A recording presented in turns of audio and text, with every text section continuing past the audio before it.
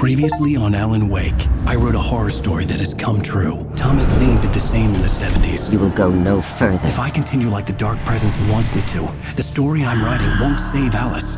It's a horror story. No one will survive. You knew Zane! Thomas Zane! You're the Lady of the Light in the song! He left something behind to help me. The clicker. Alan thought of this as he stood on the rim of Cauldron Lake, the clicker in his hand. He took a deep breath and jumped. I can get to her now. I can finish this.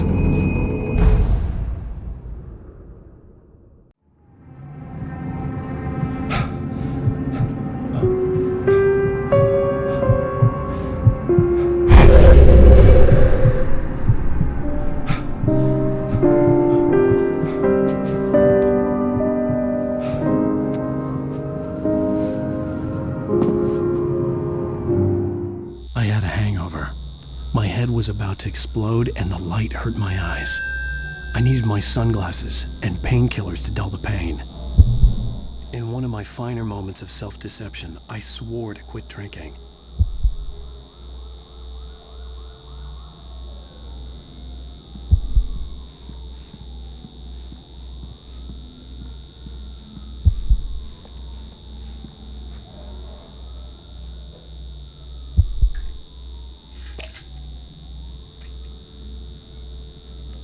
The pills worked fast. The prospect of being awake started to seem bearable again.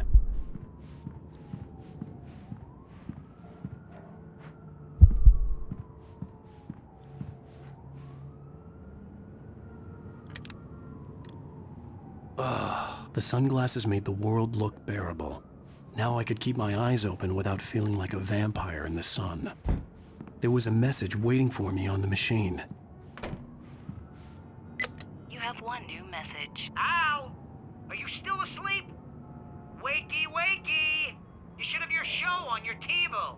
If Alice wasn't too mad to record it. She called me earlier and really chewed me out. Yeah, we went a little overboard last night. But parties are a part of this business. Al, look, I'm saying this as your friend. She's not doing your career any favors by trying to run your life like that, okay? I'll talk to you later, Al. Watch the show!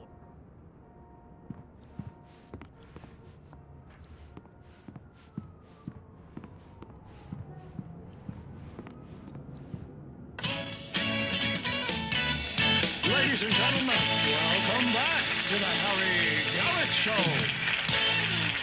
Thank you. Thank you, everybody. We have a great show tonight. I've been talking with the best-selling author Alan Wake about his new book, The Sudden Stop. Yeah, good read. Go buy it. No, it is a good read. Look, I'm gonna be honest here. Is that wise?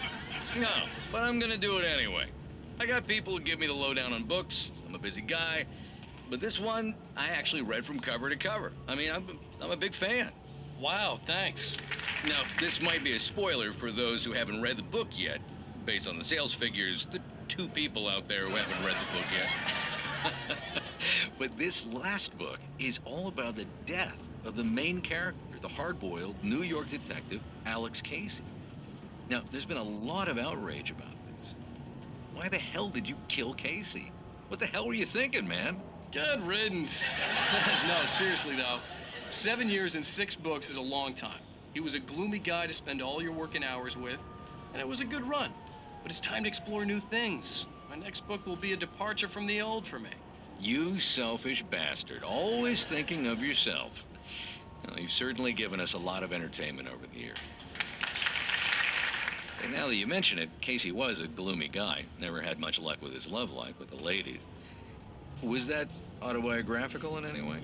Yeah, no kidding. Casey's lady friends tended to die on him. With Casey, it was all about his pain. No, nothing autobiographical about that. I'm a happily married man. My wife is my muse. Well, congratulations. That's great to hear. So, how's the publicity tour been treating you? Good, great. But I gotta say, I'm glad to be back home in New York. Well, you've certainly been on the news a lot lately. Lots of parties and, you got into a fight with some paparazzi. Oh, man. Well, that guy was really in my face. I lost my temper. I know that wasn't cool. You are famous for that temper. I did also write several books. Well, your latest novel is called The Sudden Stop, and it's in bookstores now. Go get it. That means the two of you out there who haven't bought it yet. Ladies and gentlemen, that's all we have for you tonight. I want to thank all our guests for the evening. Alan Wake, Sam Lake. Once more, do the face for a Sam. There we go. And our musical guests, Poets of the Fall. Thank you, and good night. At least I'd been funny. I told myself I could live with that. Hey, honey. Did you watch the show? I didn't say anything stupid if that's what you want to know. They literally had they had should have Mad followed her Max, advice, the actor for but him. suddenly I was angry.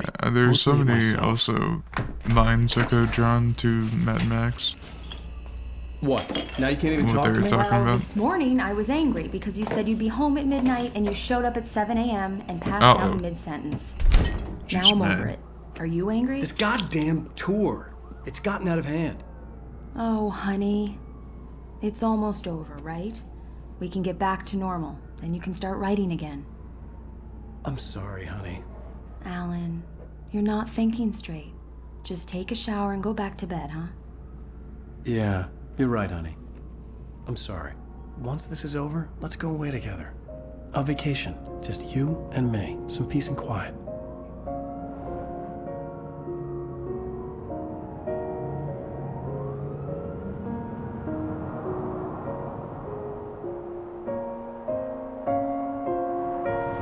Somehow, the clicker was the key to the cabin. I had to return to Cauldron Lake to save Alice.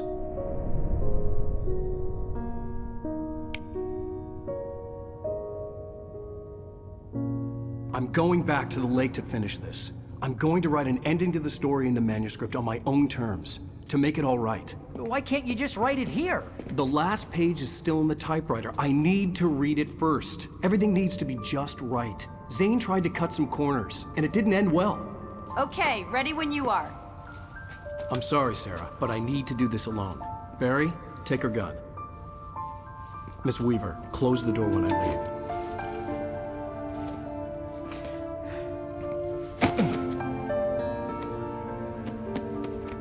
Good luck, Al. I don't think he's gonna die. See you later.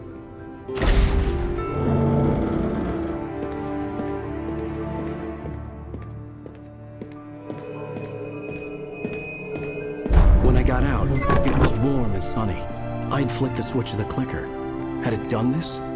I didn't stop to question it. I had to take advantage of the sunlight to get to the lake.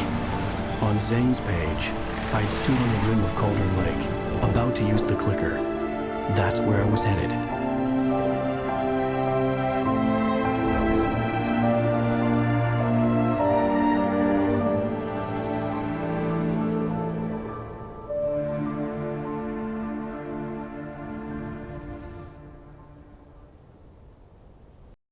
Alone, in daylight, surrounded by the beauty of the Pacific Northwest landscape. It was hard Verizon. not to let doubt creep in one last time. I could still chalk everything up to a dream, a delusion. I had enough imagination to make up something like this, having been in the cabin all this time, trapped in a story inside my head, gone mad from grief over Alice's death like Hartman had claimed. There would be no way of knowing. I told myself it didn't really matter. My course was set.